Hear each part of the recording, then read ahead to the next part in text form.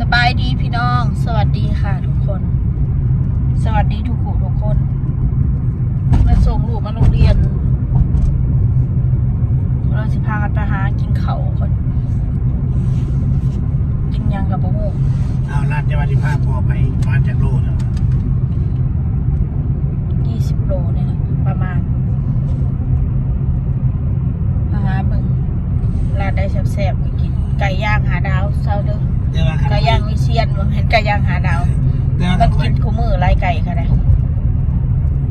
ไม่ยังสิว่ายังขันคอยได้เรียนเสร็จนี่เขามีความสุขเลยเป็นยังคุณจะมีความสุขมันมีความรู้สึกว่ามียังหลากหลายในวันทางให้เขาเบิ่งนะ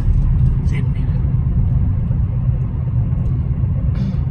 ถ้าเป็นเส้นที่ไปยังขอนแก่นหรือว่าอุดร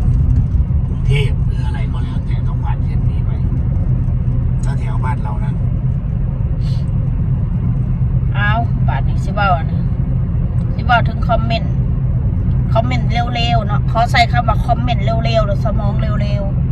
ๆเพิ่นบอกเพิ่นเบ้าสะข่อยได้เพิ่นว่าสะครอบครัวข่อยเพิ่นเอาครอบครัวอีเร็วๆนี่ออกไปไกลๆเพิ่นว่าได้เพิ่นเบ้าสะข่อยกูสิบอกไว้ให้เด้อถึงกูสิเลวกูก็บ่ได้เลวซ้ำซูดอกกูก็เลวเฉพาะคนเร็วๆกับกูเท่านั้นแหละคนที่ไม่ดีกับครอบครัวกูเท่านั้นแหละถ้าคนที่เขาดีกับกูละเรื่องเนี้ยเรากูสิไปทำความเร็วกับเขาถ้าคนให้เกียรติเราก็ต้องให้เกียรติเขาก่อนที่จะว่าให้คนอื่นเร็วๆนะ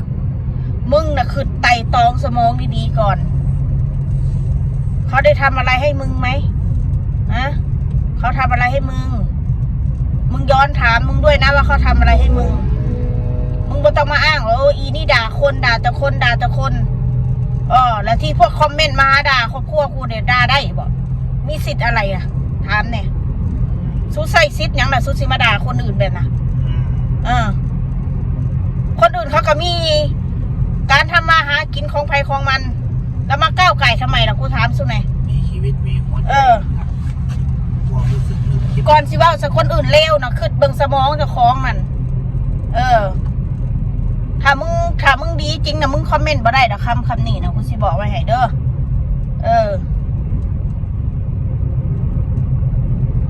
คนเฮานะถ้าเข้ามาดีเฮาก็ต้องดีกลับมันเป็นเรื่องของธรรมดาอยู่แล้วถึงแม้แต่ที่ใส่หน้ากากหากันก็ตามเถอะถ้าเข้ามาดีนะรู้ว่าอีนี่มึงทำพูดกับกูมึงพูดดีต่อหน้าพอรับหลังมึงนินทานั้นช่างมันกูไม่ได้ยินว่าสันซะอย่างน้อยก็ต่อหน้ามึงก็ยังไม่กล้าด่ากูน่ะคนเฮาก่อนสิว่าสักคนอื่นนั่นเบิ่งจะคล้องนั่นย้อนเขาไปในย่างเขาไปในห้องน้ำมีบ่ห้องน้ำในกันมีบ่อันนี้ก็กระจกในห้องน้ำนะซองเบิ่งแล้วมันสิทอดเบิ่งมึงเองมึงสิเห็นเลยเงามึงเห็นหนังหนามึงนะว่ามึงมันเลวหรือบ่เลวความคิดต่ำๆมึงคิดได้จังใดสิบอกไว้ให้ซะเด้อยังหน่อยกูเลวกูก็บ่ได้ไปหาเห็ดผู้ใดผิดบ้านผิดเมืองคนก่อนเด้อมีแต่คนเด้อมาสารแน่เสือกเรื่องชาวบ้านนะมาเสือกเรื่องของกูทุกเรื่องนะเพราะว่าเรื่องการกินการอยากเรื่องการใช้ชีวิตเดี๋ยวกระจบเดี๋ยวนั่นกระจบอันนี้กระจบชีวิตจบลงนู่นนี่นั่นมันก็ไม่ได้เกี่ยวอะไรกับพวกมึงถึงชีวิตกูจะไม่ดีเหมือนเมื่อก่อนกูก็สิบอกไว้เลยกับมันก็ไม่ได้เกี่ยวยังกับพวกมึงย่านทำตัวเองอันยังก็เกินตัวใช้ชีวิตเกินตัวกูก็ใช้ชีวิตปกติของกูแหละกูอยากใส่กูใส่เงินกูมีกูก็มาใส่คนเฮาเป็นแบบไหนเขาก็เป็นมันมีความสุขสิ่งใดที่มีความสุขทำไปเราไม่ได้เดือดร้อนใครคนเฮาอายุมันสั่นสิบอกไว้ให้ถ้ามีโอกาสมีเวลาถือว่ามีเงินมีโอกาสใช้เงินก็ใช้ไปเลยนอกจากบ่มีคือมาว่าหาจะแตกอย่างคนเฮาความคิดแต่ละคนมันไม่ได้คือกันบางคนมีเงินแต่ทำตัวไม่มีเงินแต่ขี้เหนียวไปอยากไปกินน้ำหมูกาบ่อยากจกบางคนนะบางคนนะผู้เขาบ่มีหนี้สินเขาถ่วมหัวแต่ไปกินน้ำหมูนี่ถึงไหนถึงกันนั่นแหละเขาเอิ้นว่าคนคบได้สิบอกไว้ให้ซะเด้อบางคนมีเงินในห่วงกันนี่แหละเขาเอิ้นไว้ยังก็ขี้ที่ของเจ้าของแต่อยากได้ของคนอื่นคนประเภทนี่ค่ะถอยได้ถอยสิบอกไว้ให้ซะกูนี่ โมเมนต์ว่าได้หนีกูได้ลายโพดแต่กูไปกินน้ำคนกูไม่เคยเอาเปรียบคน ถึงในถึงกันดีบดีออกลายกูหมู่อีกว่าพูดออกนะนิสัยกูนะสิมาว่ากูเลวอีกปะที่โทคนเร็วๆนะมันเห็นแก่โตกูสิบอกถ้าคนเลวนะมันบ่เอื้อเพื่อแผ่ไพ่ดอกคนเร็วๆนะมันเห็นแก่ตัวมันเอาชั่วให้คนอื่นเอาดีเข้าตัวคนเร็วๆนะแล้วคนที่ว่าคนอื่นเลี้ยวเนี่ยตัวเองน่ะดีทำได้ละอย่างมันจังเนี่ยมันบ่ดีดอกมันกระย่ำคือกันเลยพวกเหี้ย เราคิดแบบนี้มาเอาให้คนอื่นเนาะเอาอะไรตัดสินว่าเราเป็นคนครอบครัวกูถึงครอบครัวกูสิบ่ได้มันบ่ได้อันยังของเขาอย่างก็บ่ได้อ้อมน้อมถ่อมตนก็ตามเถอะเขาก็อยู่แบบบนพื้นฐานของความเป็นคนธรรมดาใส่ชีวิตธรรมดาของเขามีอะไรก็ทำที่คนอื่นเขาก็เฮ็ดกันทั่วบ้านทั่วเมืองมีกินร้านอาหารเนาะก็ไปกูมีกินเขาก็กินอยู่เฮียนเฮ็ดคลิปเขาก็เฮ็ดไปตามสไตล์ของเข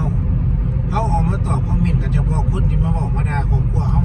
เขาอธิบายให้ฟังก็แค่นั้นเองบ่ได้เฮ็ดยังบ่ได้ไปล่าล้านคนใส่คำนี่ใส่คำแบบโอ้คือสู้คิดได้นะคือหาว่าพัวกูหั่นแหละอีหยังก็มันว่ากูเห็นคอมเมนต์นะป้าเจ้าคิดได้จังใดบักเผ็ดนะมันมีเวียกอย่างดอกวันๆนะจกตะกี้ลูกมันเล่นว่าสั่นป้าเจ้าสู้คิดได้นี่นะคนเร็วๆสงสัยสู้เอากำพืชของสู้หรือว่าสู้เจอพ่อสู้เห็ดกับสู้แบบนั้นเจอญาติพี่น้องสู้เห็ดกับสู้แบบนั้นโดนกระทำมาแบบนั้นสู้จังเลยคิดได้คล้องแบบนี้ค่ะถ้ามันบ่เจอกับโตแต่มันคิดบ่ได้ดอกพี่น้องมันมีปมตัวมันเจอคนที่ทำร้ายมันแล้วก็มันก็เอาปมตัวเองมาด่าคนอื่นเพื่ออยากให้คนอื่นเร็วๆมันเป็นไปคือมันว่าซั่นซะเห็นลูกคนอื่นเขากินดีอยู่ดีอยู่สุขสบายมันก็อิจฉามันก็เว้าขนาดน้องมาหน้านี่นะสิเว้ายังหลายมากมายพี่น้องมันเว้ามันก็ยังเว้าบ่ได้รู้เรื่องยังพอผลึกก็ยังด่ามันเสนอมันสิเว้าเป็นเอาไปจับเอาไปด่าเอาไปเว้าลิงกังจังสั่นลิงกังจังสี่โอ้ยชาวทั้งที่เขาบ่เคยเว้าอย่างกูว่ามีแต่คนตาบอดเหรอว่าลูกกูเป็นลิงนะซากูเบิ่งกูก็ว่ามันก็หน้าตาก็ธรรมดาโคคนอยู่มันก็บ่ได้ขี้เละขนาดนั้นดอกเห็นว่าก็ได้มันก็ปกติคนน้องมานานะตามันก็ครบหูดังมันก็หูดังมันสิหักอยู่มันก็เข่าก็ใบหน้าเขาหรือว่ากูเข่าข้างลูกกูบ่หรือคนอื่นแน่มึงเป็นลิงบ่พี่น้องFC บอกคอยในเด้อว่าลูกคอยมันขี้เขนาดนั้นบ่มันจะพากันว่าอีลิงโกกอีลิงกังถ้าเกิดไปว่าแบบนั้นเป็นแต่อีลิงเข่าแล้วมาหาด่าเด็กน้อยนะคนที่ไปเหยียดผิวคนอื่นไปบุรีคนอื่นเป็นคนที่บ่ดีเด้เบิ่งถ้ากันที่เว้าเด้อเขาบ่ได้เว้าให้ประเทศมันเด้อขอได้ยกตัวอย่างให้ฟังว่าซุ่มประเทศที่เพิ่นดำๆเนาะสมมุติเพิ่นก็ตะหักของเพิ่นไปได้เห็นบ่ยังบ่มีคนไปไหว้เพิ่นคือนั่นคือนี่แต่ใจเฮาบ่บอดนะแต่ใจเฮาบริสุทธิ์ว่าต่อให้ผู้ใดที่เป็นแบบใดเฮาอย่าไปบุรีคนขนาดว่าเพิ่นคอยเบิ่งอ้ายนั่นเราเป็นคนดำเนาะเราทายแต่หัวเราคอยนึกว่าหมอน1ตอนที่แรกแล้วก็เฮ็ดปากเราบีใส่กล่องว่าแต่เราจะตาหักเนี่ยให้เบิ่งนะยอดวิวถล่มทลายโอ้ยอดวิวเป็นล้านผู้เจ้าที่เคยเบิ่งบ่อายนะก่อนบ่จากเราอยู่ประเทศใดบ่แต่เราเป็นประเทศคนดำเราเฮ็ดคอนเทนต์ YouTube นี่แหละหลังเที่ยเราถ่ายตั้งหัวเราบ่ถ่ายล้นๆซะล่ะเนาะเราตาหักเด้อก็เห็นที่เรียกน้ำมูลว่าเอาจะมาเปิดม.1 ให้ค่อยเบิ่งมันบ่แม่นม.1ได้แม่นหัวคนได้นี่น้ำมูลหัวว่าซั่นเธอเฮ็ดตลกแล้วก็มาเฮ็ดปากเฮ็ดแบบว่าก็เบิ่งคักๆที่แรกคนนึกว่าแม่นนั่นบ่ต่อมาได้เที่ยว่าเอากล้องออกไกลๆจังว่ารัวปากคนน่ะโอ้ยเราตาหักว่าเราติดตามเราคนละมากเล่าอะไรน่าจะเป็นคนดำประเทศในหมู่กับพูดจังเบิ้งด้วยเด้อพี่น้องไปเบิ้งเด้อเขาเจ้าเฮ็ดคอนเทนต์ประเทศอื่นนะคนเน่าคันมีคิดใจดีใจบ่บอดไม่ได้ยินเถ่าๆแล้วบุรีเด็กน้อยนะเอาเห็นคนอื่นเอาอย่าไปบุรีเพราะว่ายังหูจักว่าตัวเองไกลสิตายเลยเด้เด็กน้อยเขาเกิดมาใหม่เขามีชีวิตที่กำลังสิยาวไกลตัวเองบ่ใกล้สิเบิดอายุไขโอ้ยนางเนี่ยมึงนั่งหนาจะคล้องเนี่ยมึงนั่งคอจะคล้องกระเหี่ยวย่นอยู่เนี่ยมึงเด็กน้อยคือมันเต่งมันตึงและอิจฉาหรือว่าให้เด็กน้อยนะบัดนี้ คือเขียนให้พ่อให้แม่ ว่าลูกกูหาตีโซกปรกโซโครกว่าสันปฏิโทมีแต่คนตาบอดนะว่าลูกกูโซกปรกนะแม้แต่เสื้อผ้ากูยังบ่ให้เปื้อนที่ว่ายังไรนี่ตากระเบิงเอาอย่างกูว่าหลอดไรชูเบิงแน่เสื้อผ้าลูกกูใส่นะมันอาจจะบ่เป็นราคาแพงดอกแต่ถ้าพ่อแม่ดูแลเสื้อผ้าเขาลูกเขาก็สะอาด